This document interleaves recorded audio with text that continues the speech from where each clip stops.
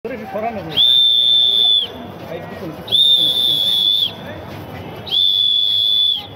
গত 28-10-23 তারিখে বিএনপির যে মহাসমাবেশ হয়েছিল বিএনপির পল্টন কার্যালয়ে সামনে, সেই মহাসমাবেশের চলাকালীন সময়ে প্রধান বিচারপতির বাড়ির সামনে যারা অপেক্ষমান যারা এই সমাবেশে ছিল তাদের উপরে পিছন থেকে যুবলীগ, ছাত্রলীগ এবং সরকারের মদতপুষ্ট আরও অস্ত্রধারীরা এই সমাবেশের উপর আক্রমণ করে।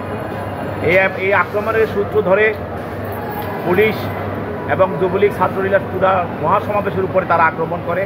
আপনারা জানেন সেই মহাসমাবেশ থেকে তারা গ্রেনেড চার্জ করে, গুলি করে সেই মহাসমাবেশকে তারা পণ্ড করে দিয়েছিল। সেই মহাসমাবেশে প্রধান বিচারপতির বাড়ির সামনে আক্রমণকালে যুবদল কর্মী শামীম, যুবদল নেতা শামীম নিহত হয়। এই হত্যার মামলার সঙ্গে আরও এজাহার নামিয়ে অনেক আসামিকে গ্রেপ্তার করা হয়েছিল।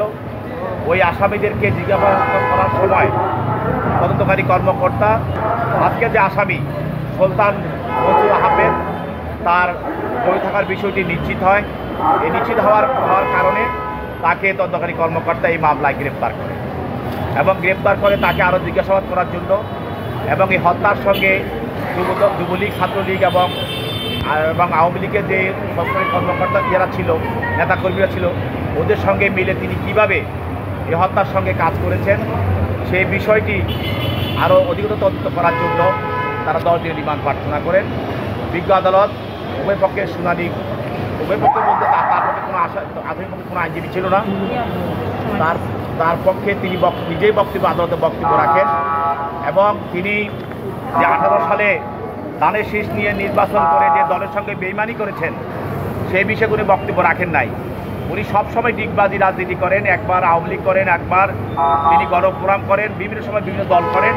পরবর্তীতে তিনি 18 সালে আবার আওয়ামী লীগে যোগ দিয়ে আওয়ামী লীগের শেখ হাসিনাকে তুষ্ট করার জন্য যে কোনো সন্ত্রাসী কার্যকলাপের সঙ্গে সে জড়িত ছিল এবং সর্বশেষ এই আজকের যেই ঘটনার সঙ্গে জড়িত ছিল ময়নাতদন্তকারী কর্মকর্তা এজাহার নামী আসামি তাদেরকে জিজ্ঞাসাবাদ করে নিশ্চিত হন।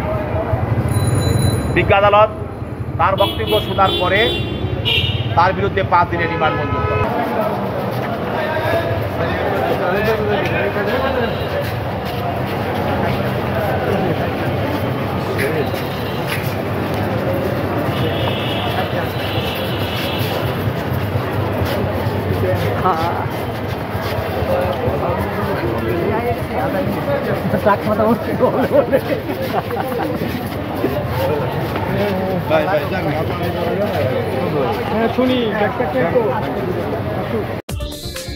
দেশ বিদেশের সর্বশেষ সংবাদ সবার আগে জানতে ক্লিক করুন risingbeauty.com। প্রতি মুহূর্তের খবর অনলাইনে। 250-টিরও বেশি ডিজাইন অপশন নিয়ে ওয়ালটন স্মার্ট ফ্রিজ, বোঝে আপনার প্রয়োজন।